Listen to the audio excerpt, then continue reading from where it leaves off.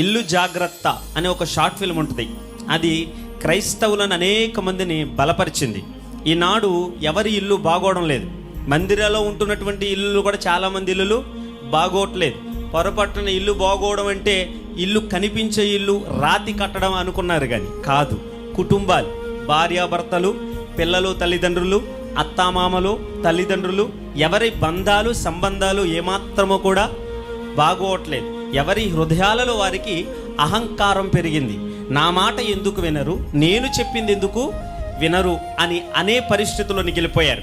భార్యాభర్తలు సహితం కూడా ఈనాడు ఎలా ఉన్నారు అని అంటే నా ఇష్టం నా ఇష్టం అనే మాట మాట్లాడుతున్నారు. అసలు భార్యాభర్తల మధ్య వినబడకూడనే మాట ఏంటి అని అంటే నా ఇష్టం. ఎందుకు? దేవుడు వారిని ఏక శరీరం అని చెప్పాడు. ఏక శరీరం అని చెప్పినప్పుడు ఏమనాలి? నా ఇష్టం అనకూడదు. ఏమనాలి చెప్పండి గట్టిగా? మన ఇష్టం. అది కూడా అనకూడదు.